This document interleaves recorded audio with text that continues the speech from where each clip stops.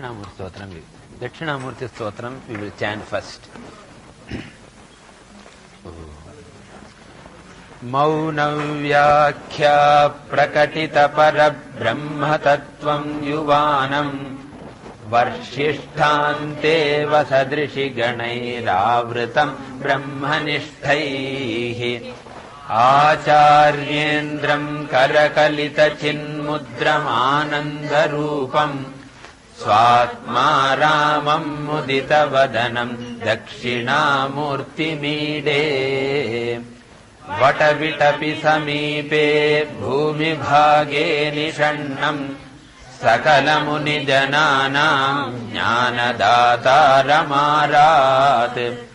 त्रिभुवनगुरुमीशम् दक्षिणामूर्तिदेवम् जननमरणदुःखच्छेददक्षम् नमामि चित्रम् वटतरोर्मूले वृद्धा शिष्या गुरुर्युवा गुरोस्तु मौनव्याख्यानम् शिष्यास्तु छिन्नसंशयाः निधये सर्वविद्यानाम् भिषजे भवरोगिणाम् गुरवे सर्वलोकानाम् दक्षिणामूर्तये नमः ॐ नमः प्रणवार्थाय शुद्धज्ञानैकमूर्तये निर्मलाय प्रशान्ताय दक्षिणामूर्तये नमः विश्वम्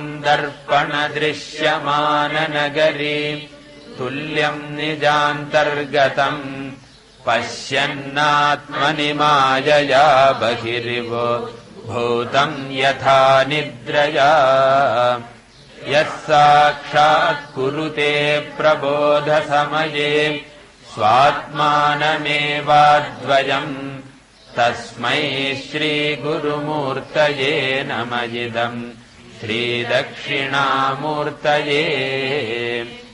बीजस्यान्तरिवाङ्कुरो जगदिदम् प्राङ्निर्विकल्पम् पुनः मायाकल्पितदेशकालकलना वैचित्र्यचित्रीकृतम् मायावीव विजृम्भयत्यपि महा योगी वयस्वेच्छया तस्मै श्रीगुरुमूर्तये नमः श्रीदक्षिणामूर्तये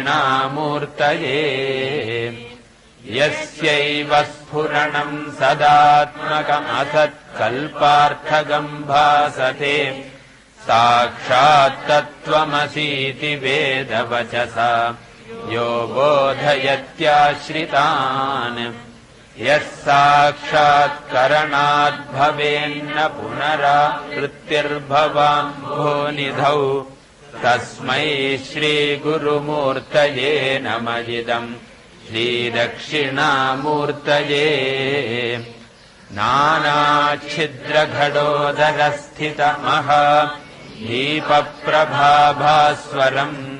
ज्ञानम् यस्य तु चक्षुरादिकरणद्वारा बहिः स्पन्दते जानामीति तमेव भान्तमनुभत्येतत्समस्तम् जगत् तस्मै श्रीगुरुमूर्तये नमः श्रीदक्षिणामूर्तये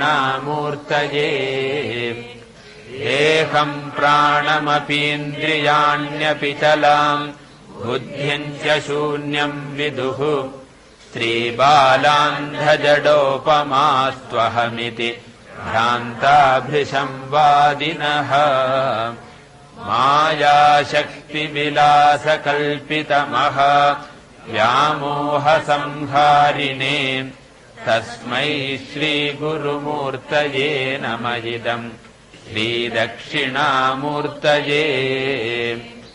राहुग्रस्तदिवाकरेन्दुसदृशो मायासमाच्छादनात् सन्मात्रः करणोपसंहरणतो यो भूत्सुषुप्तः पुमान् प्रागस्वाप्समिति प्रबोधसमये यः प्रत्यभिज्ञायते तस्मै श्रीगुरुमूर्तये नमः इदम् श्रीदक्षिणामूर्तये बाल्यादिष्वपि जाग्रदादिषु तथा सर्वास्वस्थास्वपि व्यावृत्तास्वनुवर्तमानमहमित्यन्तःस्फुरन्तम् सदा स्वात्मानम् प्रकटीकरोति भजताम् मुद्रया भद्रया तस्मै श्रीगुरुमूर्तये नमः इदम् श्रीदक्षिणामूर्तये विश्वम् पश्यति कार्यकारणतया स्वस्वामि सम्बन्धतः शिष्याचार्यतया तथैव पितृपुत्राद्यात्मना भेदतः स्वप्ने जाग्रति वा य एष पुरुषो मायापरिभ्रामितः तस्मै श्रीगुरुमूर्तये नमः इदम् श्रीदक्षिणामूर्तये भूरम्भांस्यनलो निलोऽम्बरमहर्नाथो हिमांशुः पुमान् इत्याभाति चराचरात्मकमिदम् यस्यैव मूर्त्यष्टकम् नान्यत्किञ्चन विद्यते विमृशताम् यस्मात्परस्माद्विभोः तस्मै श्रीगुरुमूर्तये नमः इदम् श्रीदक्षिणामूर्तये सर्वात्मत्वमिति स्फुटीकृतमिदम् यस्मादमुष्मिम् स्तवे तेनास्य श्रवणात् तदर्थमननात् ध्यानाच्च सङ्कीर्तनात् सर्वात्मत्वमहाविभूतिसहितम् स्यादीश्वरत्वम् स्वतः सिद्धेस्तत्पुनरष्टधा परिणतम् चैश्वर्यमव्याहतम्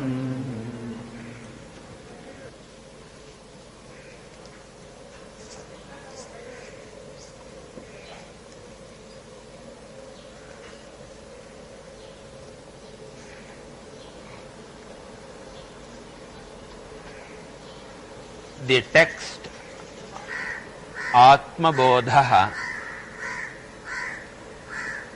supposed to be written by Adi Shankaracharya himself is known as a Prakarana Grantha.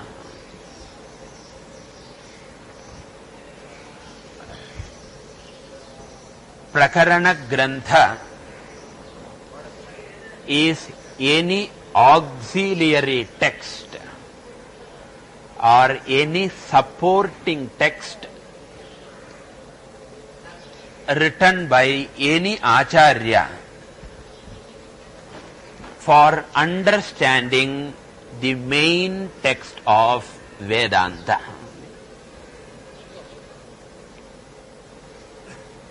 The main text of Vedanta is the Upanishad themselves. That is the Moola Grantha. For which the author is unknown, because Upanishad belongs to Vedas and the author of the Vedas is unknown. And if at all we have to know the author, we have to call the Lord alone as the author. Therefore, the Moola Grantha doesn't have any author. That's why we call it Apaurusheya Grantha. Apaurusheya means that which is not given out by a human intellect. Purusha Buddhi Janyam Na.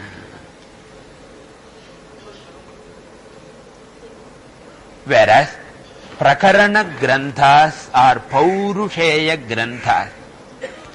They are written by Acharyas with the aim of clarifying the original text.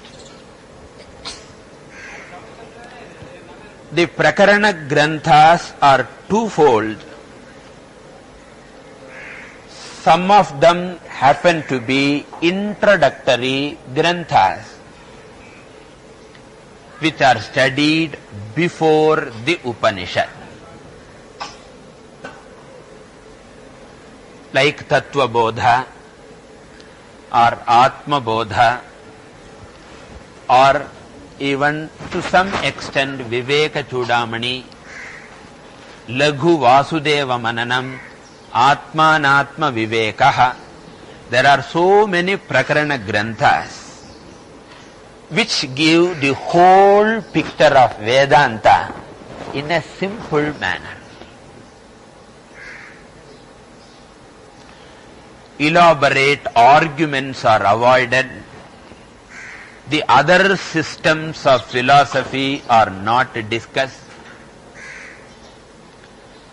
It is like spoon feeding for an LKG student. There are other set of Prakarana Granthas which come after the study of Upanishad, which are meant to stabilize the Upanishadic teaching. And therefore, lot of arguments are involved. Every Upanishadic idea is questioned. And other systems of philosophies are taken into account, Sankhya, Nyaya, and even other interpretations of Vedanta are taken, like Vishishtadvaitic interpretation, Dvaitic interpretations of Vedanta, and then all other systems of philosophy are dismissed, and all other interpretations are also dismissed. These also are done by Prakarana Granthas. But these are studied after studying the Upanishad. Those Prakarana Granthas are called Nyaya Granthas or Siddhi Granthas.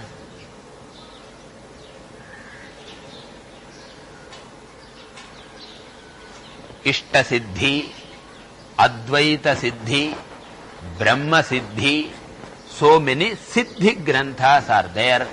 They are very advanced text. Most of the time, logic alone will be there.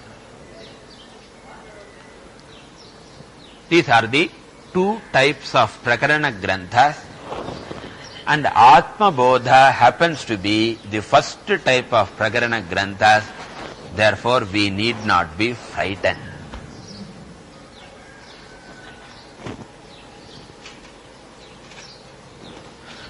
And it is a little bit more advanced than Tattva Bodha. And therefore, I chose this text due to two reasons. Because in a camp, we find we have a peculiar type of audience. From all different classes, students come. So there are some students who have only just joined for Alvarpet Gita class, 3 months old babies are there. And we have got students, including Panchadashi students, who have even studied Brahma Sutra, PhD students. So it is a mixture of both. And Atma Bodha is a peculiar book which caters for both type of students. So there are the fundamental ideas also clarified beautifully, and we get the whole picture of Vedanta, and some of the advanced important topics also are highlighted, which also we can study. And the second reason that I chose this text is this, that every important idea of Vedanta is clarified through an example. This is the uniqueness of Atma Bodha. Almost all shlokas have got one example. The first two lines of the shloka will be the idea. The later two lines of the shloka will be example. Therefore, for every idea, you have got an example. Therefore, you can have the whole Vedanta through example. And therefore, if this Atma Bodha is got by heart, it will be very, very useful, because any idea you want clarity, that shloka will help you. And unlike Viveka Chudamani, where there are long verses and sometimes the meters are also not very fine one. Prana, Pana, Vyana, Udana, Samana, Saprana, Swayameva Vritti Bhedat, Vikriti Bhedat, Bhavatyasau Pranaha. This is a slokam. Slokam mari irka. So some of them are shlokas, but they are Vishama Vrittas. Vishama Vrittas means difficult meters. Therefore getting by heart, etc. is difficult, and it contains 500, 600 shlokas, also beyond our means. But Atma Bodha contains only 68 shlokas, and all of them are in Anushtup meter. That means the simplest meter in Sanskrit. Thus, this is in simplest language. The fundamentals are given and examples are also there. And those people who have studied Tattva Bodha, for them it will be a reminder also. I know you have not forgotten, but still it will be reminding Tattva Bodha and building up a little bit further. Now the text is known as Atma Bodha. We will see the meaning of this word. Atma Bodha.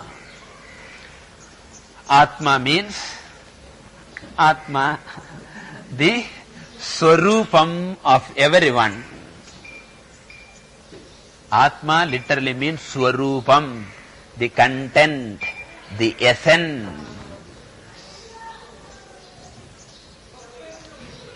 Just as Mrid, the clay, is the Atma of the pot, Swarnam is the Atma of ornaments, water is the Atma of waves, bubbles, ocean, rivers, etc. Similarly, the essence of everyone is called Atma.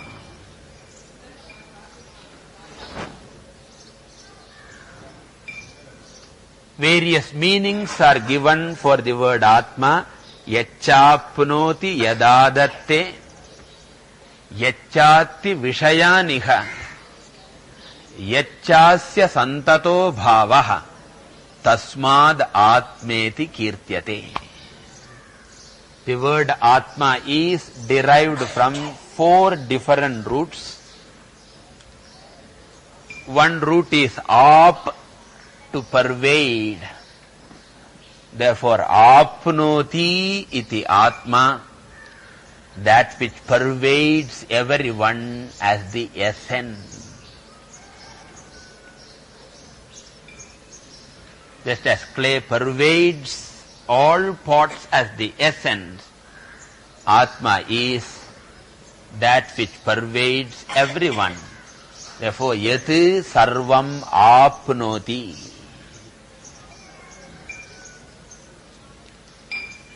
The second meaning is yat adatte. Adatte means that which resolves everything into itself, the resolver. Just as clay, the essence, resolves all the parts into itself, just as water resolves all the waves into itself. Similarly, Atma resolves every anatma into itself at the time of pralayam. Therefore, it is called Atma, Adatte, derived from the root Ada, to take unto,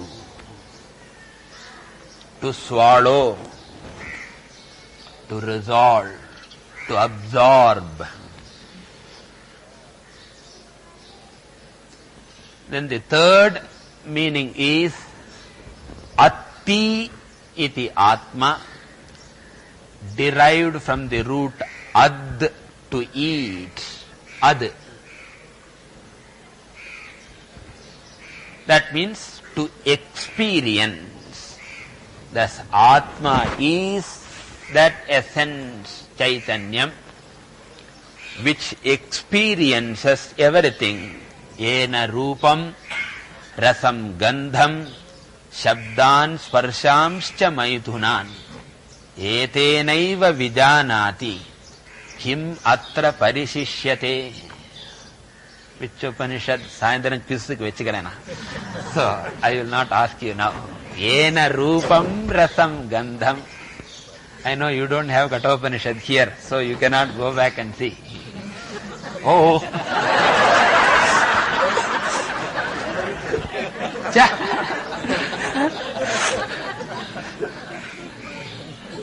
I said, right, it is Kathopanishad, all right. Yena rupam rasam gandham shabdan sparshams-cha maithunan etenaiva vijanati kimatra parishishyate. That which experiences rupam, rasam, gandham, shabdam, sparsham-cha. Therefore, yat atti bhoktru rupena upadrashtanumanta cha bharta bhokta maheshwara. Therefore, the third meaning is what? The experiencer, we can call witness. So, one, pervader, two, resolver, three, experiencer, and the fourth one is derived from at. Minnala adu. Adu. Idu at. Tamil எழுதுறதானா வித்தியாசம் தெரியாது. At ta. At satatya gamane, that which ever exists. Santato bhavaha, satatam asti, sada asti iti atma. Just as pot is born, the clay is, pot is resolved, clay is. Before the birth of pot also the clay is. So the pot comes and goes, clay ever exists. Similarly, Atma is that essence which exists whether the world comes or goes. And therefore the fourth definition is that which ever is, or that which is eternal. These are the four meanings of the Atma, and it is nothing but the very Chaitanyam, the awareness, the Swarupa Chaitanyam is called Atma.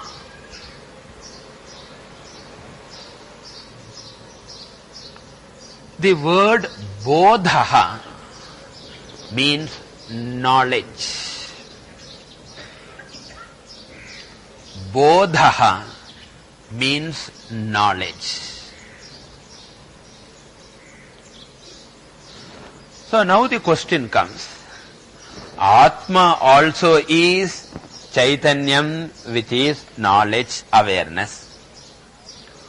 Bodhaha also is knowledge, therefore awareness. So then Atma Bodhaha means awareness awareness, punarukti dosha.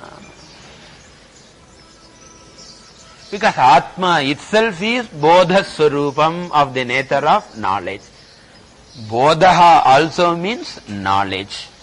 Therefore, what is the difference between Atma, the knowledge, and Bodha, the knowledge? We say there is a difference. Atma also is called Bodha Swarupam of the nature of knowledge. You have to write capital K. It is of the nature of knowledge, the awareness, whichever is.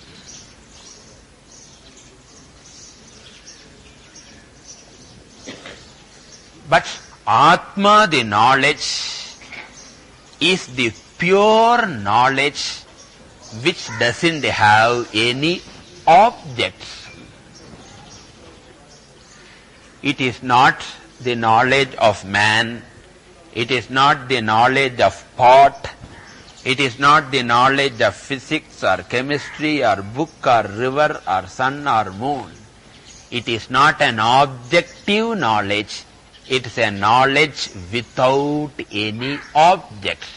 It is objectless awareness.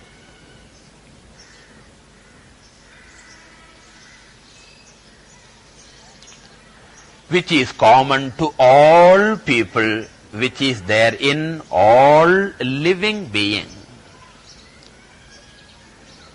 So therefore, we call it as objectless awareness, in Sanskrit Swarupa Chaitanya.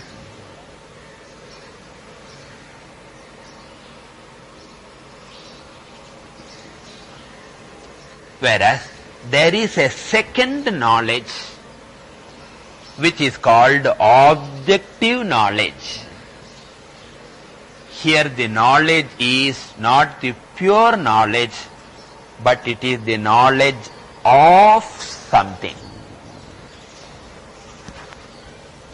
The previous one is objectless knowledge. This is the objected knowledge. This is my English, okay. Objective knowledge. That means it is the knowledge of something. It is a transitive verb, abstract noun of the transitive verb to know. I know, Shuna. What do you know, Kakramalya? Then you say, I know English, I know mathematics, I don't know German or Chinese. This objective knowledge is always born. It is not eternal knowledge. The Swarupa Jnanam is always there in people, whereas objective knowledge is something that is born whenever you learn something. For example, English knowledge is not there from beginningless time. English knowledge had an origin when you studied English. Similarly, the knowledge of a color was born when you operated your means, the eye. And therefore, the second knowledge is a Janya Jnanam. Janya Jnanam means a knowledge which has a beginning. The previous one is Ajanya Jnanam, Swarupa Jnanam. The objective knowledge is Janya Jnanam.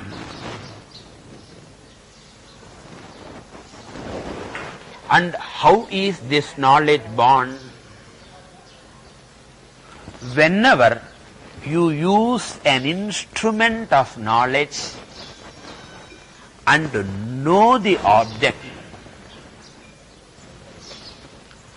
like seeing an object through the eyes, hearing an object through the ears, These are all operation of a relevant instrument of knowledge.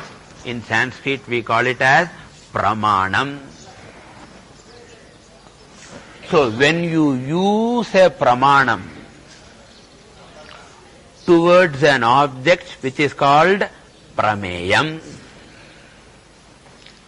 at that time the prameyam or the image of the prameyam enters through your eyes or ears, and in your mind a vritti is formed, a vritti is born.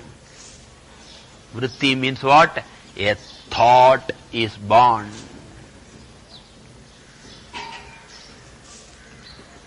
And what type of thought? A thought which is relevant to the objects. If ghataha is the object, the vritti is ghatakara vrittihi. If pataha is the object, patakara vrittihi. In short, tat tad vishaya akara vrittihi jayate. Jayate means born. And the moment vritti is born, the Swarupa Chaitanyam,